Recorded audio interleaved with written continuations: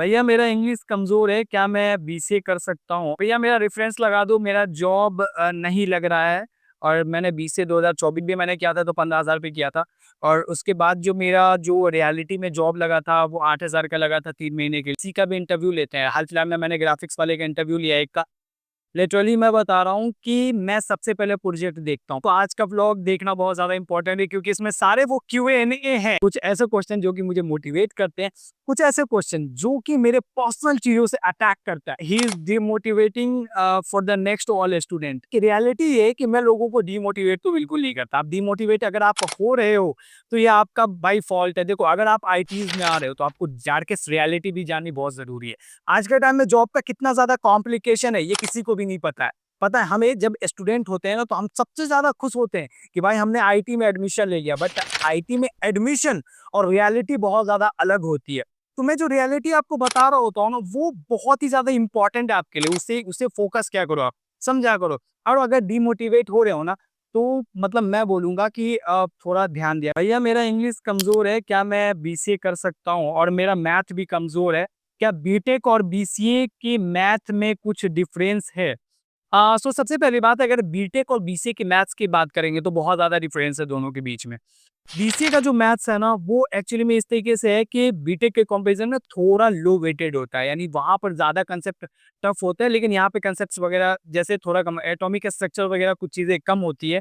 लेकिन मैं इतना कहूँगा कि बीसीए में भी मैथ्स बहुत ज़्यादा स्ट्रॉन्ग होते हैं। मेरा मैथ्स बहुत ज़्यादा वीक था, तो मैं बहुत ही घींच-घींच कर मतलब पास हुआ हूँ। मतलब ऐसे सिचुएशन में मैं पहुँच चुका था कि एक-एक नंबर ग्रेस मार्क्स से मैं बीसीए में पास हुआ हूँ। तो मैं कहूँगा कि बीसीए के मैथ्स भी बहुत ज़्यादा टफ होते हैं, लेकिन इतने टफ नहीं होते कि आप पास नहीं हो सकते हो। सेकंड चीज़ है, अगर आपका इंग्लिश कमज़ोर है, तो ऐसा नहीं है आप बीसीए नहीं कर सकते। बीसीए के दरमान दरमियान भी तो कुछ चीज़ें ठीक की जा सकती है। अगर कुछ चीज़ें खराब है, तो इसका ये मतलब थोड़ी है कि आप अपना करियर गलत जगह डिसीज़न ले लो, बिल्कुल भी नहीं। तो अगर कुछ चीज़ें खराब है, तो उसे हम अच्छा कर सकते हैं। भैया मेरा रेफ़रेंस लगा दो, मेरा जॉब नहीं लग रहा है और मैंने बीसीए 2024 में खत्म किया था। अरे यार! रेफ़रेंस वाला प्रॉब्लम, पता है पर डे मेरे साथ ना 15 से 20 के करीब रेफ़रेंस आ रहे होते हैं। अब जॉब का रेफ़रेंस का ऐसा सिस्टम है ना कि आपकी गलती की वजह से जॉब नहीं हो पा रही है। देखो मार्केट की हार्श रियलिटी ये है कि जॉब नहीं मिल रहा है, लेकिन ये भी रियलिटी है मार्केट का कि नॉलेज बहुत ज़्यादा कम है। पता है जब मैं लोगों से बात करता हूँ ना, मैं आपको कुछ चैट्स भी पर्सनल है, वरना मैं दिखाता आपको चैट्स। भाई ऐसी रियलिटी है, कुछ भी नॉलेज नहीं है स्टूडेंट को। जब मैं पूछता हूँ कितने प्रोजेक्ट किए हैं, तो हाँ, मैंने बेसिक एचटीएमएल सीएसएस करे। बेसिक एचटीएमएल सीएसएस से क्या होने वाला भाई?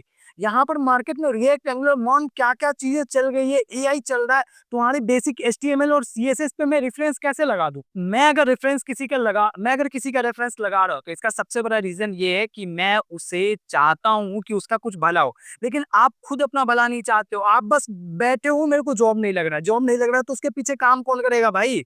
मैं जब प्रोजेक्ट का पूछता हूँ, प्रोजेक्ट बनाए नहीं है कुछ, 1 प्रोजेक्ट, 2 प्रोजेक्ट, 3 प्रोजेक्ट, भाई ऐसा नहीं होता है। तो ये चीज़ें कौन समझेगा? मैं डायरेक्ट बोल रहा हूँ कि भाई आपका रेफरेंस लगा सकता हूँ, मैं करता हूँ मेहनत भाई, कुछ लोगों का रेफरेंस लगाता भी हूँ। तो ये सारी चीज़ों का ध्यान देना भाई। देखिए आज के टाइम में एक अच्छी डिग्री लेना सबके लिए बहुत ज़्यादा इम्पोर्टेंट है। ऐसे में अगर मैं कहूँ कि ऑनलाइन डिग्री की तरफ मूव करना बहुत ही बेस्ट। मैं आ गया हूँ कॉलेज विद्या की वेबसाइट पर। देखो यहाँ पर बहुत सारे यूजी पीजी के कोर्स देखने को मिल रहे होंगे, तो मैं एमसीए को सिलेक्ट करता हूँ। यहाँ पे एक बेसिक सा फॉर्म दिख रहा है, इसे फुलफिल करने के बाद आपको छोटे छोटे क्वेश्चंस के आंसर देने होंगे, जो कि आपके कॉलेज को फाइंड आउट करेगा किस कॉलेज में आपको एडमिशन लेना है। इनकी एआई मॉडल आपके क्वेश्चन के हिसाब से पूरी की पूरी कॉलेज की लिस्ट दे रही है। जितनी भी कॉलेज हैं वो सारी की सारी गवर्नमेंट अटेस्टेड और साथ में नैक प्लस प्लस एफिलेटेड है। आपके माइंड में आने वाले सारे सवालों को जवाब यहाँ पर आपको मिलने वाला। कनेक्ट यूनिवर्सिटीज पर क्लिक करते ही आपको यहाँ पर दो ऑप्शन देखने को मिलेंगे। पहला तो होगा डायरेक्ट आप यूनिवर्सिटी से कनेक्ट कर सकते हो। सेकंड, आप कॉलेज विद्या के एक्सपर्ट से बात कर सकते हो। देखो कॉलेज विद्या के एडमिशन से लेकर प्लेसमेंट तक पूरी की पूरी सपोर्ट देने वाले हैं। यहाँ पर आपको एक और ऑप्शन मिलता है ऐड टू कंपेयर का। यहाँ पर आपको 30 प्लस पैरामीटर के हिसाब से आप कंपैरिजन कर सकते हो यूनिवर्सिटी को। तो like placement, affiliation, admission. College Vidya is proud to be featured in JioHotstar and brands of tomorrow season 3 में भी ये फीचर्ड है। Most important point, College Vidya आपको ईएमआई ऑप्शन प्रोवाइड करता है और साथ में they also provide you placement support services and online career booster programme, जो सिर्फ और सिर्फ 6,999 रुपए में मिलता है। अगर आप एडमिशन लेते हो तो ये फीस आपको नहीं लगने वाली है। किसी भी यूनिवर्सिटीज में एडमिशन लेते हो तो आपको 10,000 तक की सब्सिडी मिलने वाली है। इनकी खुद की जॉब पोर्टल है। आपके एडमिशन लेने के एक दिन बाद आपका जॉब पोर्टल ओपन हो जाएगा, जहाँ से आप हजारों जॉब में अप्लाई कर।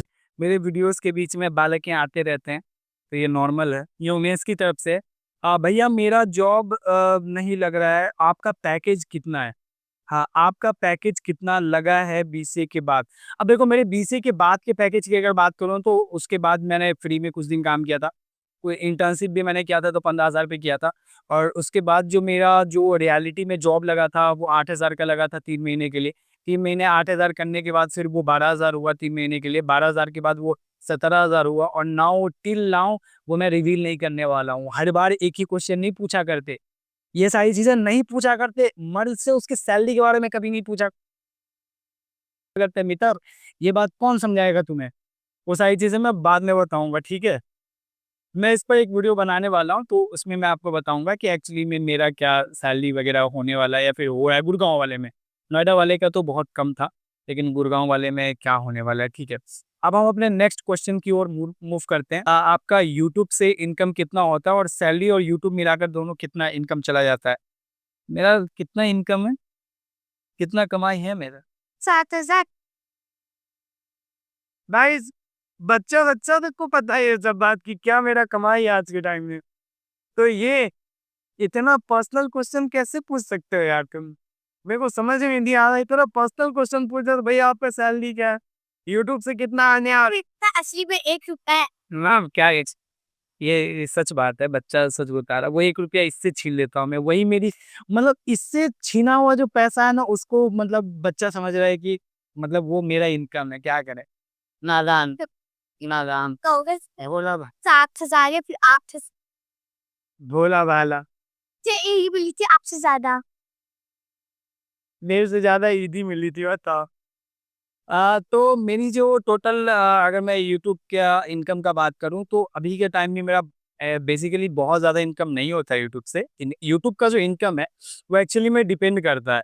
वो अगर जैसे मैं अभी किसी ब्रांड्स के साथ कोलैबोरेशन कर रहा होता हूँ तो उसमें कुछ पैसे आ जाते हैं। यूट्यूब पर्सनली जो है ना बहुत कम पैसा देता है, ना के बराबर पैसा देता है। मतलब एड्स से जो है ना बहुत ही कम पैसा देता है। इतना पैसा देता है कि वो आपको कुछ भी बेनिफिट नहीं देने वाला है, इतना पैसा है। मानो कि 3 महीने 4 महीने में जो मेरी जो अगर बनती होगी तो 7-8 हज़ार रुपए बनते होंगे, लेकिन पेड प्रमोशन से एक्चुअली में पैसा बनता है। तुम हमेशा डिमोटिवेट क्यों करते हो? भाई मैं हमेशा डिमोटिवेट नहीं करता हूँ, ये एक रियलिटी है। जो मैं रियलिटी जब बोलता हूँ ना तो लोगों को लगता है कि मैं डिमोटिवेट कर रहा हूँ, बट एक्चुअली में ये डिमोटिवेशन नहीं है। ये लोगों के ऊपर डिपेंड करता है कि आप किस तरीके से लेते हो। अगर मैंने कहा है कि बी से कभी मत करना, तो वो मैं कुछ रियलिटी बताता हूँ, कुछ लोगों के लिए बोलता हूँ कि तुम बी से मत मत करना। पर आप जो है ना, आप अपने हिसाब से चीज़ों को लिया करो। लाइक अगर आप एलिजिबल हो, आपको लगता है कि नहीं आप कुछ चीज़ों को मेरे से अच्छा बेटर कर सकते हो, तो वो चीज़ें ज़्यादा बेटर है। ठीक है, तो आप क्या कर सकते हो? बीसीए करने के बाद गूगल और अमेज़न का सपना, ये तो बहुत अच्छा है। भाई बीसीए करने के बाद गूगल और अमेज़न का क्या बात हो गया? बीसीए और बीटेक दोनों में कोई डिफरेंस नहीं है अगर देखा जाए तो। ये जो कहते हैं ना लोग BCA plus MCA equal to BTech, भाई ये कहने वाली बात है। रियलिटी ये है कि बीसीए वाले जो है ना आज के टाइम में मार्केट में आग लगा कर रखे हैं भाइयों। तो बीसीए और बीटेक दोनों बराबर ही है, कुछ डिफरेंस नहीं है। दोनों में डिफरेंस सिर्फ इतना है कि बीसीए के बाद जो है ना थोड़ा स्ट्रगल ज़्यादा होता है, लेकिन बीटेक के बाद स्ट्रगल ऐसा नहीं है कि नहीं है, ठीक है। बीटेक के बाद मैं आज के टाइम में देता हूँ कि डेटा एनालिस्ट वगैरह में जॉब जल्दी लग जाता है। अदरवाइज गूगल में बीसीए वाले भी एलिजिबल है, अमेज़न में बीसीए वाले भी एलिजिबल है। अब देख सकते हो जाकर क्राइटेरिया, ठीक है। वहाँ पर सिर्फ ग्रेजुएशन माना जाता है और कुछ भी नहीं माना जाता। तो ऐसा नहीं है कि बीसीए करने के बाद मैं गूगल का सपना नहीं देख सकता हूँ या अमेज़न का नहीं, मैं सभी का सपना देख सकता हूँ और अच्छे से देख सकता हूँ। बीटेक वाले से जल्दी देख सकता हूँ। आप 4 साल में करोगे, मैं 3 साल में तुम्हारे सपने देखने स्टार्ट कर दूँगा और तुमसे ज़्यादा एक्सपीरियंसफुल बन सकता हूँ। तो ऐसा नहीं है, कॉन्फिडेंस होना चाहिए बस कि भैया आप इतना अच्छा बोलते हो और साथ में इतना अच्छा आपने हेल्प किया है हमारी कॉलेज से अब तक का, तो आप पर्सनली मैसेज पर बात क्यों नहीं करते हो?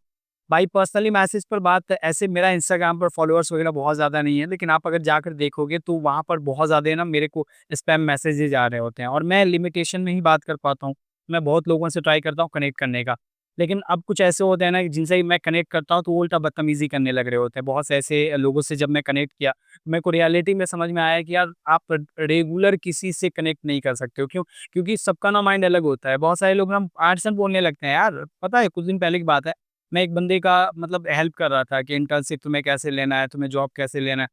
मेरे को गुस्सा आ गया उसके इस बात से कि वो लगा मेरे को ये बात बोलने के लिए कि यार अगर तुम्हें हेल्प नहीं करना है तो मत करो, लेकिन इस तरीके से क्या-क्या बोल रहे हो कि तुम्हें नॉलेज नहीं है।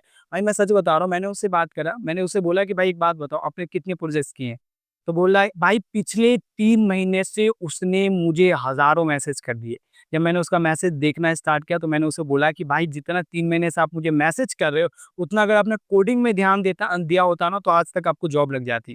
तो बोलते यार ऐसे उल्टे-सीधे जब मतलब रिप्लाई मत दो, देखो मैं तुम्हारा वीडियो देखता हूँ, इसका ये मतलब नहीं तुम्हारा गुलाम हूँ। मैंने बोला भाई मैं मानता हूँ कि आप मेरे गुलाम नहीं हो। लेकिन मैं कह रहा हूँ कि रेफरल भी मैं तभी दूँगा जब आप मुझे प्रोजेक्ट्स वगैरह दिखाओगे, चलो आप अपना सीवी भेजो, मैं ट्राई करता हूँ। उसने अपना सीवी भेजा, भाई सीवी तो ऐसा लग रहा था जैसे ऑटोमेशन पे नहीं बना देते हम। फिर उसमें जब मैंने प्रोजेक्ट्स वाले सेक्शन में देखो हम जब किसी का भी इंटरव्यू लेते हैं, हाल-फिलहाल में मैंने ग्राफिक्स वाले का इंटरव्यू लिया एक का, लिटरली मैं बता रहा हूँ कि मैं सबसे पहले प्रोजेक्ट देखता हूँ या फिर जितनी भी एचआर हैं, मैं एचआर के साथ भी आपका पॉडकास्ट करवा कर दिखा दूँगा। जितने भी एचआर वगैरह जो भी हैं सबसे पहले प्रोजेक्ट देखते हैं और प्रोजेक्ट देखने का ये फैमिली का जो हम पूरा का पूरा लिख देते हैं, मेरे मदर का नाम, फादर का नाम, ये वो कुछ नहीं चाहिए होता है। हायरिंग के लिए कुछ भी ज़रूरत नहीं है। बड़े-बड़े जो लोग होते हैं उनसे आप एक बार बात करके देखो, हायरिंग में कोई एड्रेस-वैड्रेस ये वो परमानेंट एड्रेस, स्कूलिंग एड्रेस बिल्कुल नहीं चाहिए। बस ये चाहिए कि आपने प्रोजेक्ट कितने किए हैं, आपने कॉलेज कहाँ से करा है, ठीक है? आपका परसेंटेज कितना है? बस ये इम्पोर्टेंट होता है। अब मैं देखता हूँ कि यार वो मेरे को जवाब दे रहा है, भैया ये वो दिस दैट। मैंने बोला देखो मैं समझ रहा हूँ तुम्हारा फीलिंग, तुम भी परेशान हो, मैं भी अपने वक़्त में परेशान था जॉब के लिए। आप ये बताओ कि आपने प्रोजेक्ट्स कितने किए? वो बोल रहा है कि मैंने ये किया। तो मैंने बोला कि क्या-क्या सीखे हो? तो बोला एचटीएमएल, सीएसएस, जेएस आता है। तो मैंने बोला चलो ठीक है, एक काम करते हैं कि आप एचटीएमएल, सीएसएस, जेएस वाली कोई एक प्रोजेक्ट 1-2 दिन में बनाकर और मुझे एज़ अ डेमो दिखाओ। मैं डायरेक्ट उस प्रोजेक्ट को दिखाकर और मैं आपका कुछ इंटरव्यू शेड्यूल करवा दूँगा। उस बंदे ने 2 दिन बाद मेरे को मैसेज किया कि भैया मैंने बना लिया। उसने एचटीएमएल, सीएसएस का मेरे को एक डमी कोड भेजा। मैंने अपने लैपटॉप पे उसके लिए इतने एफर्ट डाले, अपने लैपटॉप पे उस डमी कोड को डाल के उसे रन किया। क्या बनाया पता है भाई?